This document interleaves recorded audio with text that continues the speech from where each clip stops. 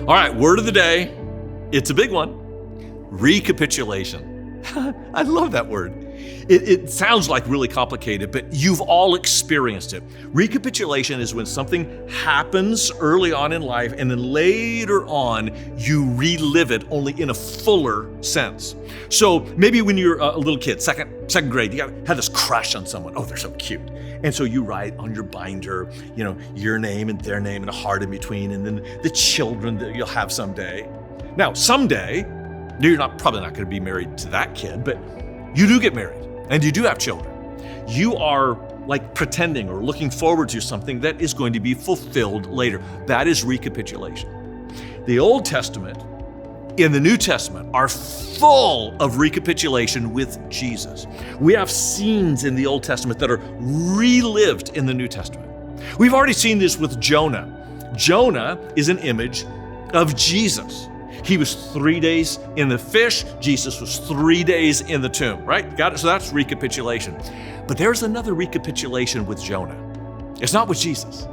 It's with Joppa.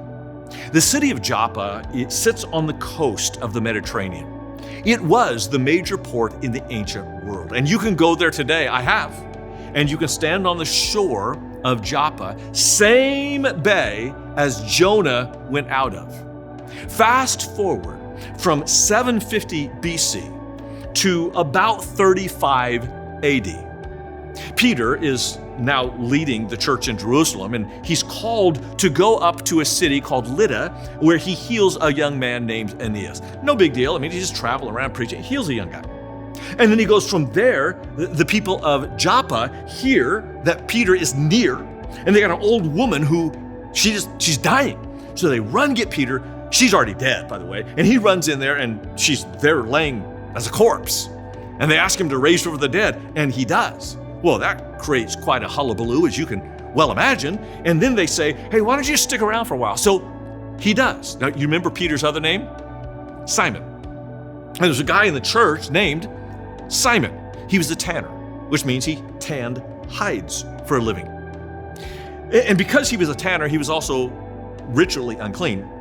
And because he was unclean, he did his work down by the bay.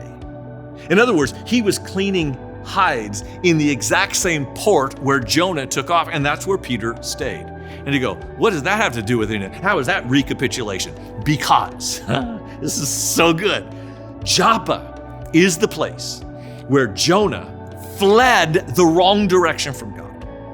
And Joppa is the place where God called Peter to go and heal this woman, raise her from the dead. But that's not the real story. The real story is what happens later. Living in the house of Simon the tanner, he has a vision. A sheet from the sky with all these unclean animals. And God says in the vision 3 times, I want you to rise, Peter, kill. And he says, why, I would never. That's unclean food. And God said, I know, rise, kill, and eat 3 times. And finally God said, stop calling unclean what I have called clean. And Peter wakes up from the vision and goes, that was weird. And then the Holy Spirit shows up and says, Peter, there are going to be some people knock at the door. There are 3 of them. They're sent from a guy named Cornelius. And you're going to go to his house and you're going to preach the gospel and you're going to baptize him. Cornelius was a pagan.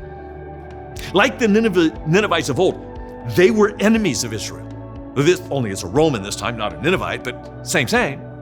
And this Roman had come in as part of the occupying forces of Israel. They were the enemies to be avoided, not preached to.